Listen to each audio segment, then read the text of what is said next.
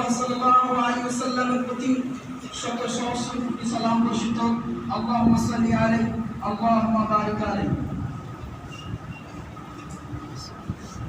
মাননীয় মুসলিম সমাজ, আজকে যে আমি বিষয়টা বলার জন্য দাঁড় হয়েছি সে বিষয়টা হচ্ছে পিতামাতার কর্তব্য। পিতামাতার প্রতি সন্তানের কর্তব্য কি রয়েছে সংক্ষিপ্তভাবে আমার বক্তব্য শুরু করব। কোরআন মাজিদ থেকে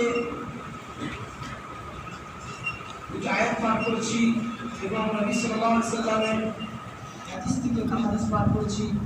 এই আয়াতকে এবং হাদিসকে কেন্দ্র করে আমার সংক্ষিপ্ত বক্তব্য শুরু করব। আমার তৌফিক বিল্লাহ।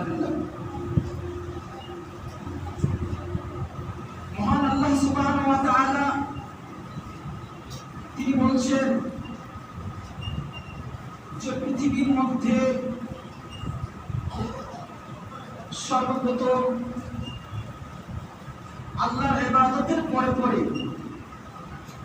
পিতামাতার খেদমত করতে হবে, পিতামাতার আদেশ মেনে চলতে হবে। মহান আল্লাহ সুবহানাহু ওয়া তাআলা এই কথাই বলেন। মহান আল্লাহ সুবহানাহু ওয়া তাআলা সূরা ইসরা আয়াত 23 ও 24 নম্বর আয়াতে আল্লাহ সুবহানাহু ওয়া তাআলা বলেন, وَقَضَى رَبُّكَ أَلَّا تَعْبُدُوا إِلَّا إِيَّاهُ وَبِالْوَالِدَيْنِ إِحْسَانًا।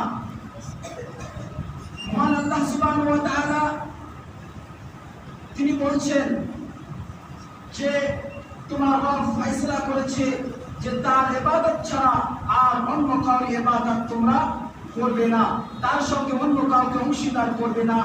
আর দ্বিতীয় নম্বর ফয়সালা হচ্ছে তোমাদের পিতামাতার সঙ্গে তোমরা সৎ আচরণ করবে, সৎ ব্যবহার করবে। তোমাদের পিতামাতার সঙ্গে তোমরা সৎ আচরণ করবে, সৎ ব্যবহার করবে।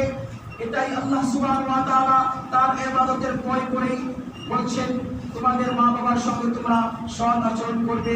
আর তাদের মধ্যে যদি একজন অথবা উভয় যদি তোমাদের বার্ধক্যে উপনীত হয়, জীবন দশায় বার্ধক্যের মধ্যে যদি উপনীত হয়, তাহলে তাদেরকে তোমরা পুরুষত্বটিও বলবে না।